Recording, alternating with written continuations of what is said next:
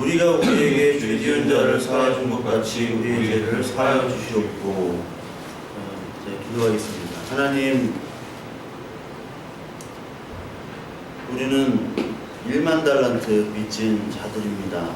하나님, 그럼에도 불구하고 우리는 우리에게 100데나리온 빚진 자를 우리는 학대하고 옥에 가두려 하고 우리는 때리려 했던 그런 자들입니다. 하나님이 주신 율법을 가지고 남을 판단하고 정죄하며 하나님이 주신 복음의 은혜를 가지고 우리의 죄와 우리의 잘못된 것들을 합리화하는 우리들이었습니다. 하나님 율법을 주시건 하나님 은혜를 주시건 우리에게 우리의 죄를 합리화시키는 우리의 이 죄악들, 우리의 모습들을 하나님께 고백하는 귀한 시간이 되기를 원합니다.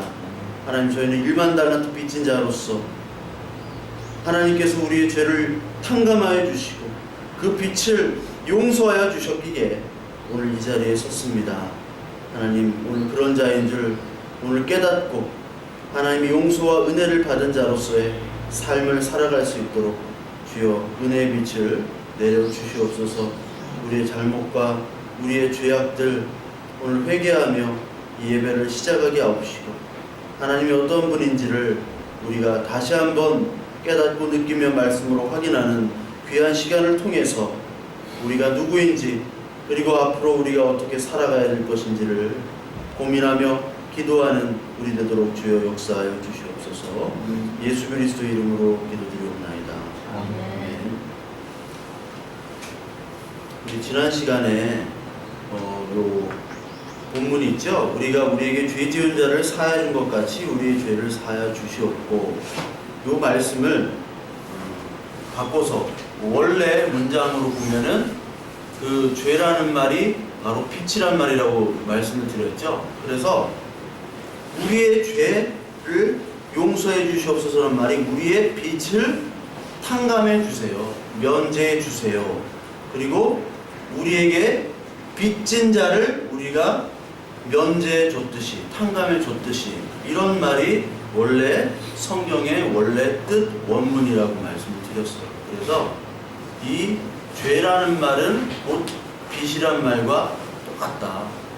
그래서 지난 시간에 예로 뭐를 들었습니까? 100만 달란트.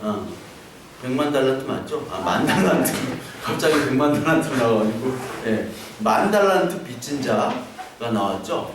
만 달란트 빚진 자가 이제 주인이 탕감을 해줬잖아요. 만 달란트가 요새 돈으로 생각하면 수조 원이잖아요. 개인이 수조 원을 갚을 수가 없잖아요. 근데 주인이 탕감을 시켜줬단 말이에요. 그런데 그 만 달란트 빚진 자가 자기한테 빚진 100달란트 빚진 자를, 그 탕감을 받았음에도 불구하고 100달란트 빚진 자를 길거리에서 만나가지고 멱살을 잡잖아요. 그러니까 그 예를 예수 그리스도께서 보여주신 이유는 바로 뭐냐면, 너희들이 바로 그런 자다. 나한테 만 달란트 탕감을 받은 자인데도 불구하고 너희는 너한테 빚진 100달란트 빚진 자를 용서하지 못하는 자구나. 100데나리온. 100데나리온입니다. 예. 역시 우리 이장님. 100데나리온. 정신이 되고 왔다 갔다 해요. 그러니까 머리에 생각하는 거와 말하는 게 이게 어떨 때는 다른 이름이 나와요. 그래서 이해해 주시기 바랍니다. 또 100데나리온을 빚진 자를 그렇게 하는 사람이라고. 그러니까 나의 죄는 보질 못하고 다른 사람의 죄를 판단하는 그런 사람입니다. 그래서 하나님께서 구약에서 그렇게 율법을 많이 주셨잖아요. 그런데 구약의 율법을 주심으로 말미암아 그 율법을 지켜야 함에도 불구하고 그 율법을 가지고 다른 사람을 정죄하고 다른 사람과 나를 구분을 했죠. 그게 바리새인들이었잖아요. 그리고 그 율법의 예로 희년이 있었죠. 안식년, 희년. 이때 안식년, 희년 때는 내가 가진 소유나 그리고 종이나 노예나 이런 사람들이 다 원래 자유인이 되고 다 원래 주인으로 돌아가기 때문에 그 자기의 재산이 아니기 때문에 맨 마지막 안식년 전년이나 희년 전년에는 뭐 막 아무렇게나 했다는 거예요. 그러니까 하나님이 주신 율법을 가지고 그렇게 합리화시키기도 하고 또 신약시대 때 하나님께 주신 복음을 갖다가 하나님이 나 용서했어 그냥. 그럼 땡이야. 그럼 그만이야. 이런 식으로 그냥 살아가는 사람들이 있었다는 거죠. 그러니까 하나님이 율법을 주시건 아니면 율법의 완성인 복음 예수 그리스도를 주시건 우리들은 다 어떻게 생각하냐면 내 나름대로 내가 최우선이고 내가 왕이고 내가 하나님처럼 살아가는 게 바로 인간의 모습이라고 말씀을 드렸어요.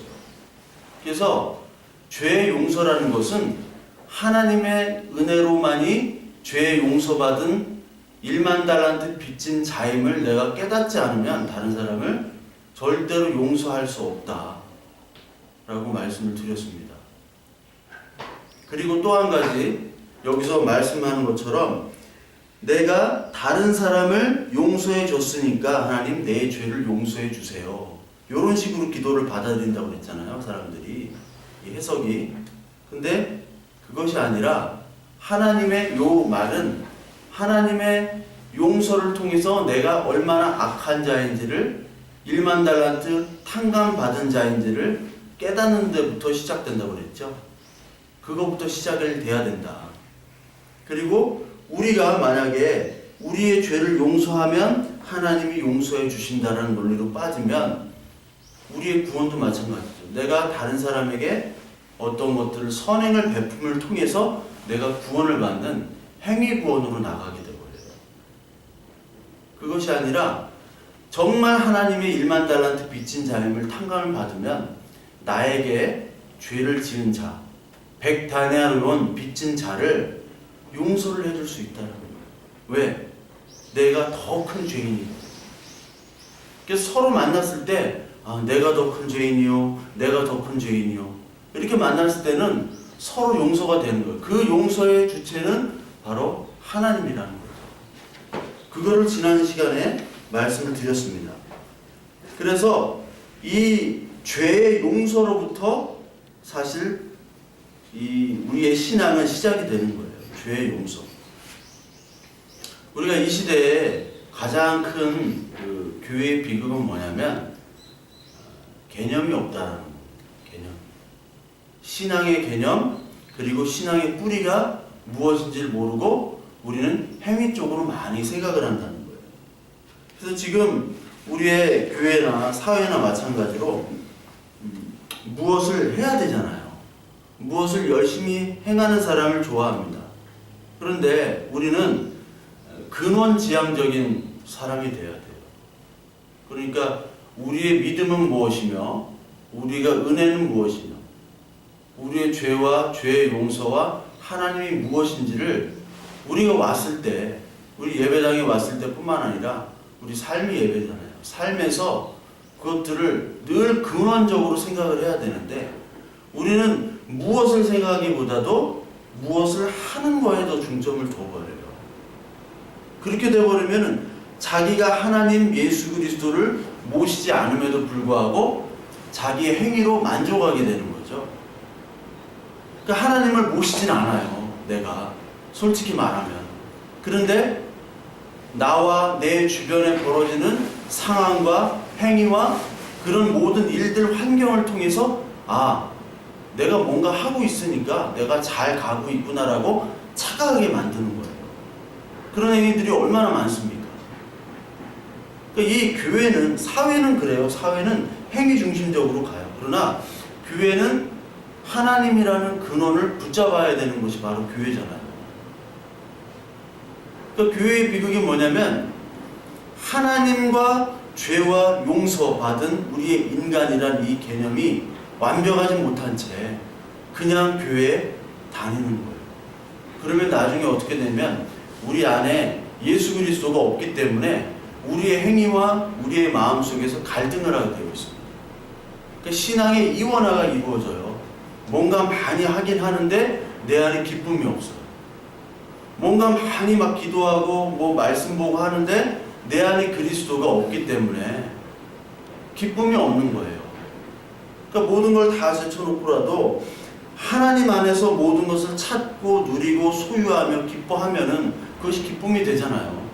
그것이 신앙생활이 돼야 되는데 내 안에 그리스도는 없기 때문에 뭔가 행위를 통해서 그게 하나님이 되어버리게 돼요. 그렇다면 그 행위가 사라지거나 아니면 나의 소유가 사라지게 되면 그때는 내가 믿는 하나님이 없어지게 되는 거죠.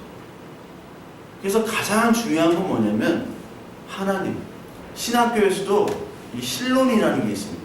신론도 있고 인간론도 있고 구원론, 뭐 교회론 있는데 되게 웃긴 게 뭐냐면 이 신론을 사실 잘 배워야 돼요. 하나님이 어떤 분인가를. 근데 이거는 그냥 뭐 하나님이 이런 분이다 하고 그냥 지나가. 이 교회들이 하는 교회나 목회자들이 어떤 거를 중점적으로 공부하냐면 교회론. 교회는 무엇이며 교회는 어떻게 가야 되는가. 어떻게 방법론에 빠져 있어요. 이게 가장 큰 비교입니다.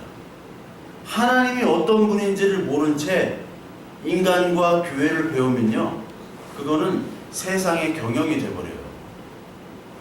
그러니까 이 개념이 가장 중요한 겁니다. 마찬가지로 우리가 예배, 선교, 구제, 봉사, 기도, 이 모든 것들에 대한 개념이 확립된 후에 우리가 일을 하든지 예배를 드리든지 기도를 하든지 해야 되는데 이것이 없이 해버리니까 우리가 뭘 해도 뭔가 허전한 거야. 이게 하는 게 맞는가? 오늘 나오는 이 말씀도 마찬가지예요. 오늘 이 12절은 용서에 대한 거잖아요. 용서. 근데 용서는 헬라어 말로 오플레마이, 그 빚이라고 얘기했죠. 빚. 그러니까 용서는 빚을 주인의 은혜로, 긍휼한 마음으로 탕감해 줬다는 게 바로 용서고, 바로 그게 죄의 용서가 바로 빚 탕감으로 예수 그리스도께서 설명을 해주셨다고 그랬죠. 용서라는 개념이 뭐냐 도대체. 용서.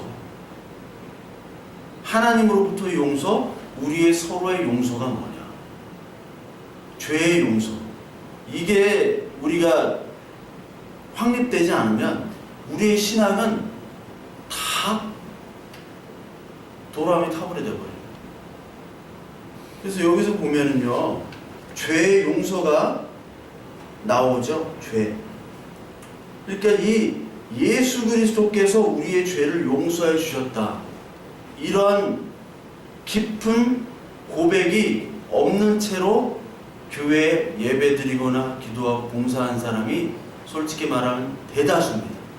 대다수. 즉 다시 말하면 예수 그리스도와 나와 무슨 상관이냐 그 얘기죠. 예수 그리스도. 지난주 성경 공부할 때 예를 들었지만 우리가 부인을 아니면 남편을 그리고 자녀를 가지고 있다면 그 전에는 부인과 상관없는 사람이었죠. 그리고 자녀와 상관없는 사람이, 자녀가 없었으니까 상관없는 남남이었어요. 그런데 사랑하게 되는 관계를 맺어지고 부부의 연을 맺었어요. 그리고 자녀가 태어났어요. 그 자체가 신기하잖아요. 나랑 못 보던 사람인데 지금 부부가 된 거예요. 저와 여러분들도 마찬가지잖아요. 10년 전에 모르던 사람이에요. 전혀 모르던 사람인데 어떻게 이렇게 만났어. 교회로 만났잖아요. 그게 연합이잖아요. 그리스도인의 연합. 만나서 보니까 특히 부부관계는 그리스도와 교회의 관계잖아요. 부부가 되면 일심동체 아닙니까? 남편의 빚이 나의 빚이에요. 물론 요즘엔 통장 다 각각 따로 쓰잖아요. 따로 관리하죠. 요즘엔 다 따로 관리들 하더라고요. 그리고 남편 빚은 나한테 법적으로는 책임이 없잖아요. 그러나 남편 빚이 내 빚이고 내 빚이 부인 빚이고 자녀 빚이 내 빚이잖아요. 자녀가 금치산자나 미성년자 사고 치면 누구 책임이에요? 부모가 책임을 져야 되잖아요. 그 개념이란 말이에요. 우리의 죄라는 개념은 바로 예수 그리스도와 우리와의 관계의 개념으로 죄가 이루어지는 거예요. 하나님과 우리와의. 그러니까 죄는 하나님과 우리와의 관계 속에서 죄가 이루어지는 거예요. 그렇다면 하나님과 우리와 관계 없었어요. 근데 지금 우리는 관계가 있는 거죠. 예수 그리스도께서 우리의 죄를 위해서 돌아가셨다. 요 고백이 반드시 있어야 돼요. 즉 하나님은 우리와 상관이 없었던 분이었는데 이제 상관이 있잖아요.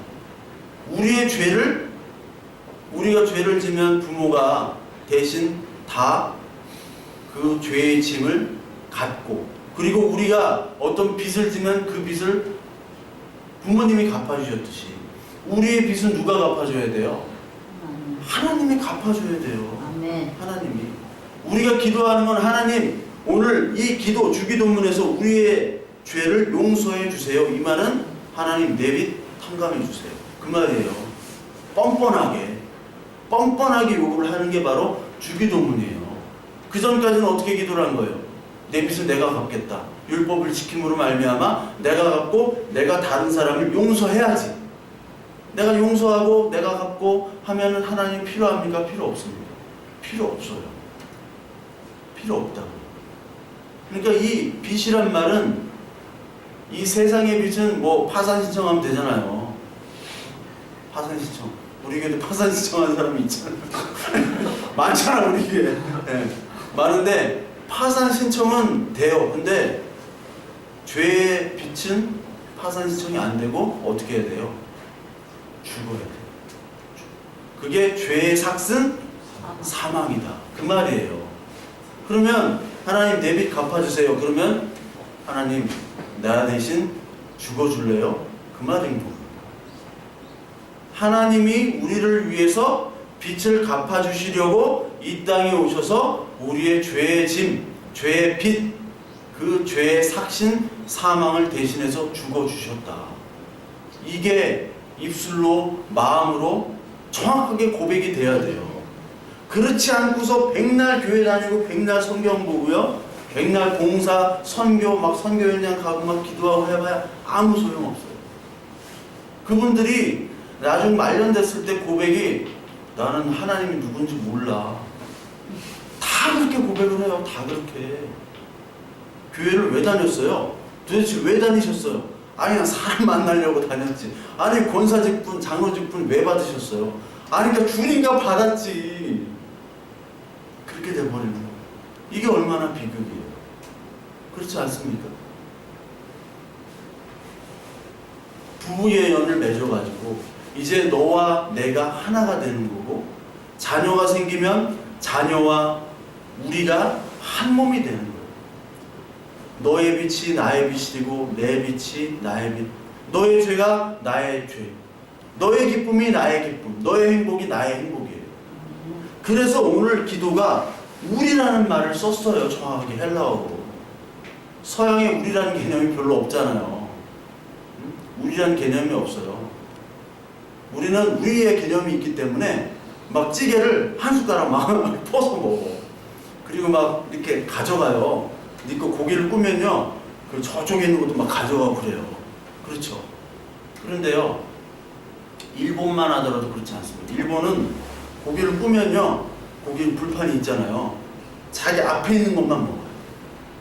상대방 거 이렇게 먹잖아요. 먼저 꺼진 거 실례예요, 실례. 서양은 말할 것도 없고, 서양은 4명이 딱 있잖아요, 테이블에. 그러면 4등분으로 딱 합니다. 걔네들 머릿속에는 4등분으로 딱 해요. 4등분으로 딱 해서 요 자리는 4자리야. 그래서 pass me the salt, 뭐 페퍼 그러잖아요. 우리는 야 이거 소금 좀 이렇게 안 해. 그냥 내가 이렇게 내가 막 이렇게 가지고 가. 다 내 거야. 니께 내 거고 내께 네 거고 다 우리예요. 우리의 개념이 있는데 걔네는 딱 구역을 나눈다니까요.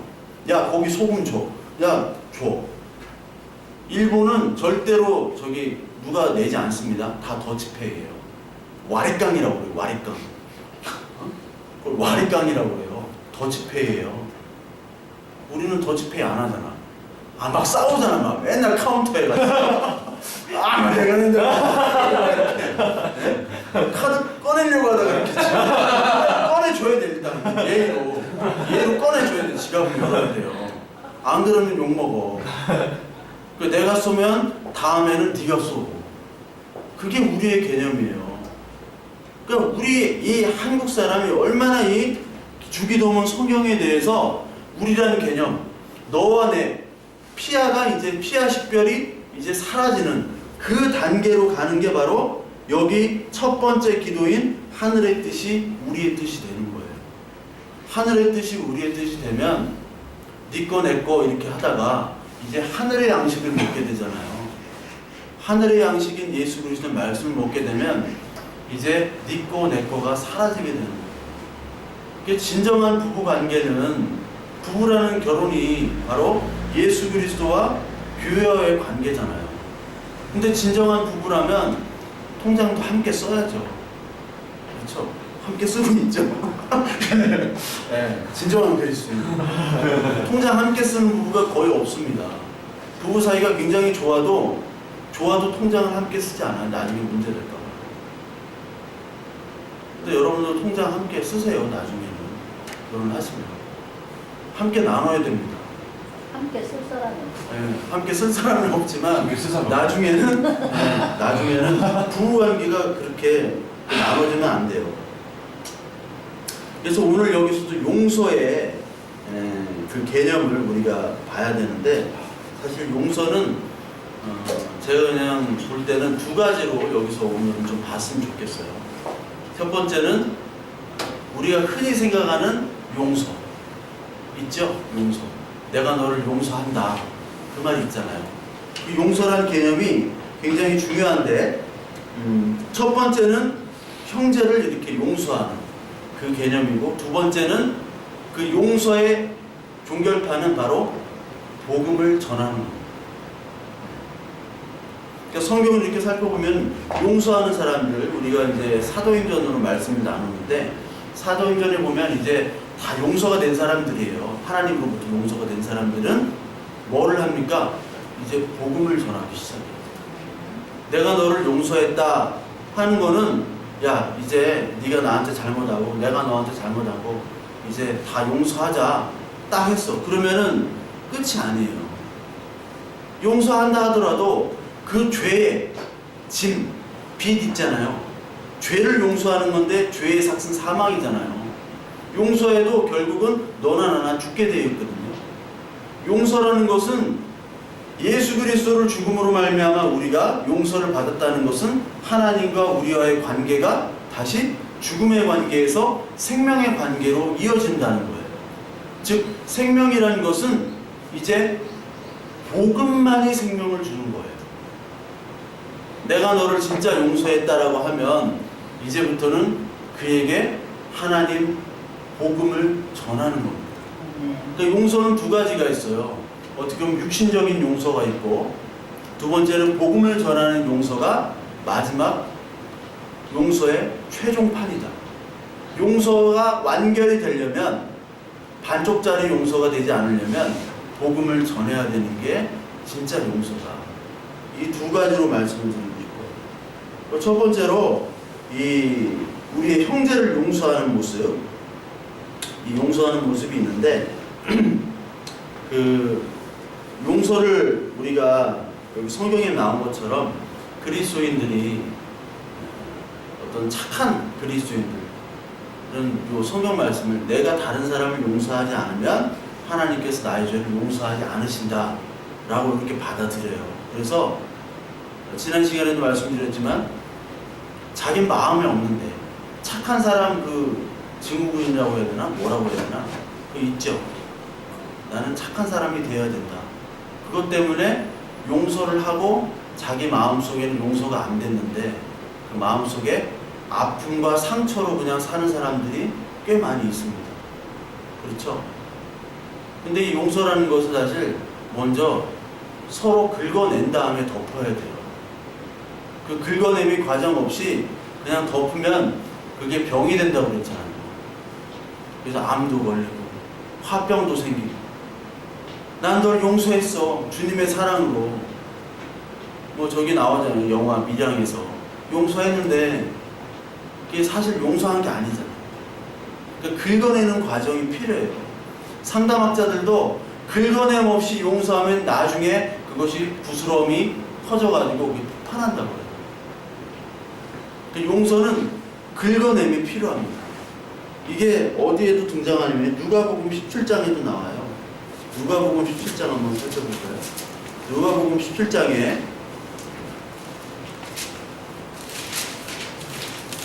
예수 그리스도께서 이렇게 얘기하십니다. 17장 3절에 너희는 스스로 조심하라. 만일 내 형제가 죄를 범하거든 경고하고 회개하거든 용서하라. 형제가 죄를 범하면요 경고를 해야 돼요. 너 이런 것들 나한테 잘못했어. 그걸 말하라는 거예요. 그리고 회개하거든 용서를 하라. 그러니까 여러분들에게 잘못하거나 또 저와 여러분들이 다른 사람이 잘못하거나 했을 때 서로 용서를 구하는데 그때 그냥 용서하는 것이 아니라 내가 너한테 이런 잘못을 했고 네가 나한테 이런 잘못을 했고 그것들을 명확히 한 후에 그것을 주님의 사랑으로 덮어야 된다는 거죠. 근데 이게 사실 그렇게 말처럼 쉽지가 않아. 야, 만나서 너 나 서로 용서하자. 그러면서 만나면 너 내가 이렇게 잘못했지? 나는 너한테 이렇게 잘못했지? 하다가 또 싸워. 이게 제 경험이에요. 용서하라고 이제 하다가 만나는데 싸워요. 네가 인마 더 잘못했잖아. 아니야 인마 네가 더 잘못했어. 그 얘기하다가 싸울 수가 있어요. 그건 이제 방법론적인 거죠. 방법론적인 거. 그거를 잘 이렇게 해야죠. 저도 잘하는지 모르겠어요. 잘하는 거는 방법을 알면 제가 여러분들에게 얘기를 할 텐데 제가 잘 못해요. 무조건 하면 돼요. 네, 무조건 하면 돼요. 네. 나름대로 하셔야 돼요. 근데 반드시 그 과정은 긁는 과정. 그 안에 있는 것들을 다 쏟아내서 그 쏟아낸 후에 명확하게 잘못을 얘기한 후에 덮는 과정이 필요하다. 그것이 죄의 용서, 육신의 죄의 용서예요. 그래서 여러분 그 바울이 보면요, 바울은 적이 많은 사람이었습니다. 특히 다툼이 많았어요. 바울은 원래 바리새인이었는데 나중에 이제 회심을 해서 기독교 신자가 되잖아요. 근데 처음에 바울이 기독교인들을 잡으러 다닐 때가 있었잖아요. 과거 전력이 있었잖아. 그래서 많은 기독교인들이 바울을 의심했어요. 근데 그때 적극적으로 변호하고 후원해준 사람이 바로 바나바라는 사람입니다. 근데 바나바랑 크게 다퉈요. 사도행전 15장 38절부터 9절에 보면요, 바나바가 바울과 싸우는데, 바울이 바나바가 싸우는데 왜 싸우냐면 바나바의 조카가 있어요. 마가라는 조카가 있어요. 요한이라고도 부르는데 마가라는 조카가 같이 바나바와 바울과 같이 선교를 가다가 중도에 돌아가요. 힘들다고 돌아가. 그냥 힘든 게 아니라 이건 죽음의 고비, 여러 가지 힘든 일들이 있었어요. 그 힘든 일 때문에 도망가게 되거든요, 결국은. 그걸 갖다가 바울이 질책을 하면서 다음부터 얘 데리고 가지 말자. 얘 전도에 방해된다. 근데 바나바는 자기 조카 아니에요. 그리고 바울이 어려울 때 바나바가 물신양면으로 도와준 사람이에요. 즉 바나바가 바울을 택했다고요. 쉽게 말하자면 바나바는 담임 목사, 바울은 부목사. 부목사는 목사님 하면 사실 요 바닥에서 목사님 하면 부목사는 아니고 담임 목사면 목사님이에요. 네, 불행한 얘기지만. 그러니까 바울은 아무것도 아니었어 사실. 바나바 아니었으면 그 서머나 교회래요. 그러니까 안디옥 교회에 들어갈 수가 없었어요. 들어갈 수가. 그런데 그랬던 바나바를 바울이 막 욕하고 싸워요. 못 가겠다고, 못 데려간다고. 그래서 헤어집니다. 헤어져요, 바나바랑. 이제 나중에 이런 것들이 어떻게 되냐면 다 화해가 되는데 골로새 4장 10절에 보면 골로새 교인들에게 바울이 뭐라고 했냐면 마가, 그 바나바 조카인 마가를 영접하라고 얘기합니다. 그렇게 얘기해요. 즉 나중에는 마가를 그리고 바나바와 다 화해가 된 거죠. 어떻게 화해가 됐을까요? 예수 그리스도의 그 빚진 자로서의 죄 탕감받은 그런 자의 모습, 그 깨달음을 통해서만이, 그 은혜를 통해서만이 다른 사람을 용서할 수 있는 거죠. 그러나 그 과정에서 그냥 용서가 아니라 뭐 만나기도 하고 편지로 교환도 하고 아마 그랬을 거예요. 그리고 바울은 베드로와도 또 다퉜습니다. 갈라디아서 2장에 보면 베드로를 책망하죠. 베드로를 책망하면서 바나바도 또 책망을 해요. 갈라디아서 2장을 보면은 그 율법주의자들, 그 바리새인들, 그래 그 모습이 아직까지 그 베드로에 있는 거예요. 갈라디아 2장 한번 읽어보세요. 왜 그렇게 다퉜나를 시간 관계상 제가 이렇게 생략을 할게요. 그래서 베드로에게 책망을 합니다. 그 당시 베드로는 최고의 예수님의 또 수제자네요. 같이 복음을 전하는 동역자고. 그런데 베드로를 책망을 해요. 그런데 베드로후서 3장 15절에 보면 베드로가 뭐라고 했냐면 사랑하는 형제 바울도 그 받은 지혜대로 너에게 이같이 썼다. 사랑하는 형제 바울이라고 베드로후서에 얘기해요. 그 마지막 서신, 그 베드로의 뭐 말년 서신이죠. 베드로후서에서 사랑하는 내 동역자 형제 바울, 서로 또 화해를 한 거예요. 그러니까 하나님의 은혜를 받은 사람들은 이렇게 화해를 할 수 있는데 이게 사실 쉽지 않지만 그 긁어내는 과정을 통해서 긁어내면서 내 죄가 상대방의 죄보다 더 크구나. 그러면서 하나님의 은혜를 깨닫는 과정을 통해서 이 복음을 전하는 이 사람들의 진정한 모습이 되어가는 거죠. 형제의 용서는 이 용서가 돼야 된다. 그 육체적인 용서는 하나님으로부터 받은 용서가 되지 않으면 용서가 되지 않아요. 그러니까 하나님 없이 내가 그냥 양심, 내 안에 있는 양심을 가지고 내가 착하게 살아야지. 그래, 용서해야지. 나를 위해서, 너를 위해서 용서해야지 하는 그런 용서는요, 사실 오래가지 못해요. 그리고 마음속에 진정한 용서가 안 돼요. 왜냐하면 내가 얼마나 큰 죄인인지 깨닫지 못하기 때문에. 나를 위해서 그 큰 죄를 짊어지고 나를 위해서 죽으신 그 예수 그리스도의 십자가의 그 사랑이 느껴지지 않기 때문에 나중에는 후회하게 돼요. 나중에 또 싸우게 되면요, 또 나중 얘기를 끄집어지게 돼요. 부부싸움하고서 다시 이거 가지고 뭐 다시 언급하지 말자. 당신 외도한 거 내가 용서해 줄게. 다시 언급하지 않을게. 근데 나중에 싸우게 되면 또 얘기하잖아.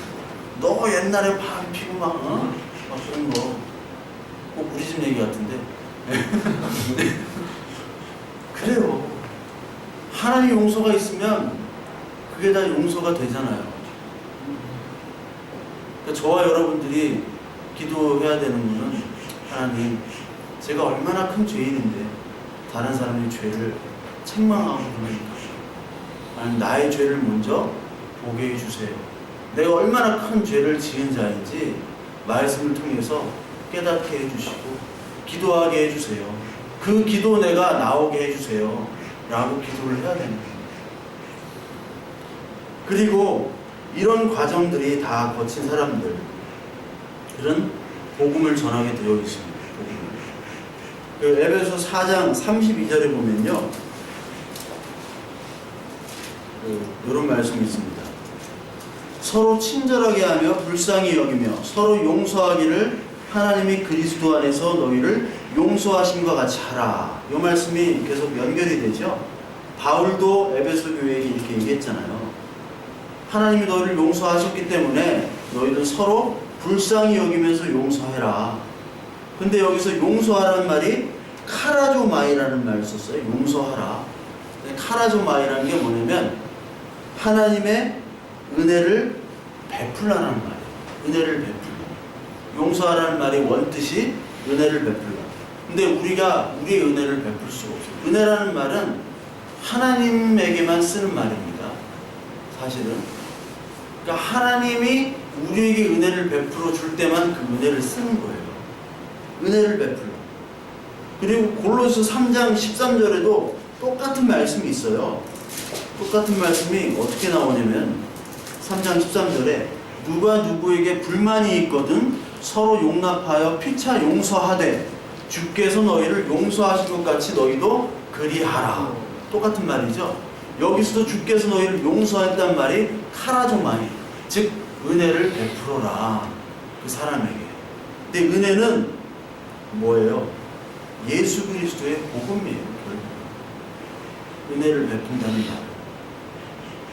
그래서 은혜를 베풀어 줄게 하는 거는 너에게 용서를 주는데 그 용서는 용서의 최고의 주체신 하나님 예수 그리스도가 너의 죄를 용서해 줬어.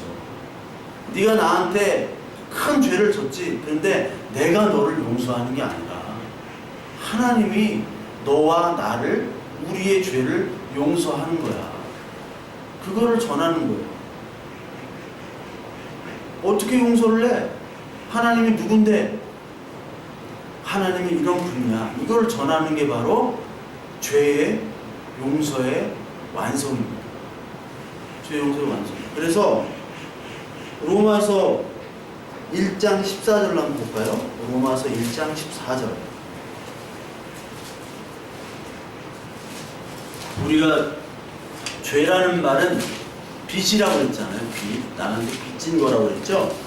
1장 14절을 보면 헬라인이나 야만인이나 지혜 있는 자나 어리석은 자에게 다 내가 빚진 자라. 이렇게 얘기해요. 뭐 빚을 진 적이 없잖아요. 사실은. 바울이 무슨 빚을 져요? 여기도 오페일레마가 썼어요. 빚진 자. 똑같이 죄를 용서해달라는 말을 똑같이 쓴 거예요.